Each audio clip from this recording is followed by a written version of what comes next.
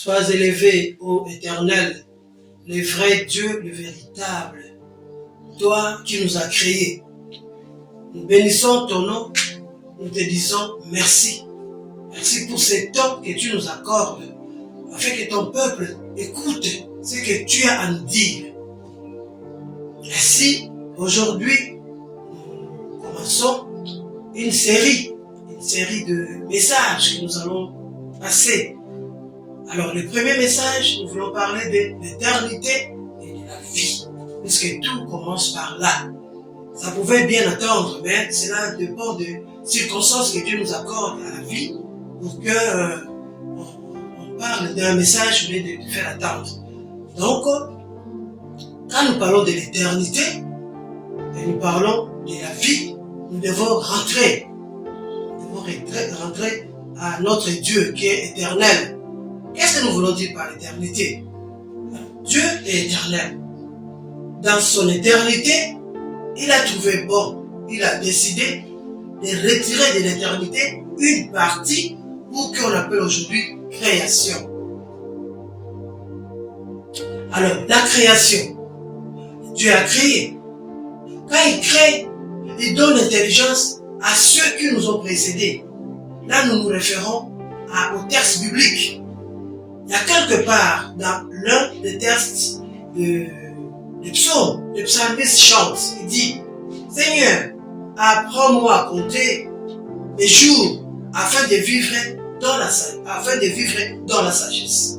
Il y a aussi quelque part où notre bien-aimé Paul, chez les chrétiens de Rome, il dit: Oh Seigneur, la profondeur de ta sagesse, la profondeur de ta science, la profondeur de ta richesse.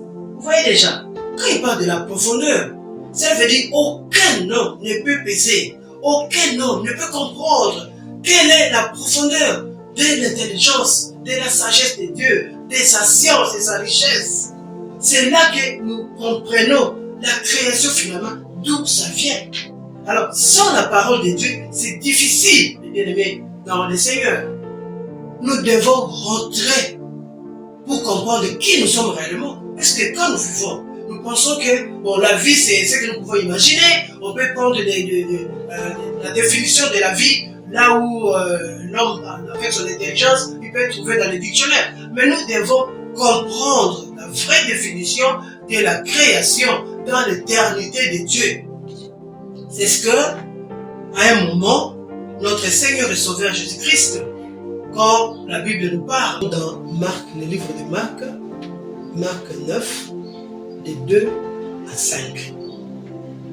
Au deuxième verset, la Bible nous dit: Jésus prend Pierre et Jacques et il les amène à la montagne. C'est là qu'il y aura ce que nous parlons de la transfiguration. Ils arrivent là, ils sont plus à toi, donc Jésus, Pierre et Jacques. Mais maintenant, il y a maintenant deux autres personnes qui apparaissent. Il y a maintenant, c'est Moïse et Élie. Maintenant, Pierre, dans cette découverte merveilleuse qu'il échappait, il commence à proposer à Jésus qui est lui-même le créateur, mais qui s'est caché jusque-là.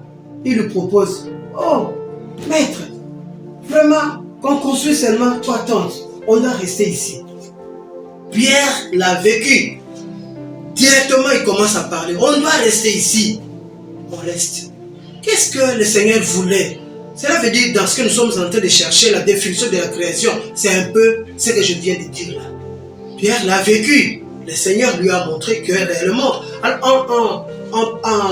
parlant de ça, c'est aujourd'hui nous, ça nous aide de comprendre que c'est vrai, nous sommes là pour un temps. L'éternité existe. Que l'homme sache que nous sommes là pour un temps seulement et nous allons passer. La vie finalement, la vie de l'homme ne se définit pas par la chair ni par le corps, mais ça se définit par l'esprit que Dieu a mis en l'homme, pour dire que l'esprit ne sera jamais jamais, jamais satisfait par les désirs ni le plaisir de la chair.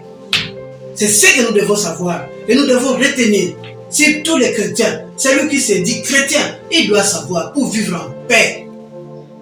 Nous devons savoir que l'esprit qui habite en nous, moi l'homme, donc moi, esprit, corps et âme, l'esprit qui est en moi, que le Seigneur a mis, l'esprit ne peut être satisfait dans ce monde temporaire que s'il s'attache au Créateur. Or, le Créateur, tel que nous venons de le définir, il nous a placés ici seulement pour un temps. Donc nous sommes dans cette création temporairement. Et en retirant une partie de l'éternité pour faire la création, le Seigneur a pris comme sujet, comme un personnage principal, l'homme. Le personnage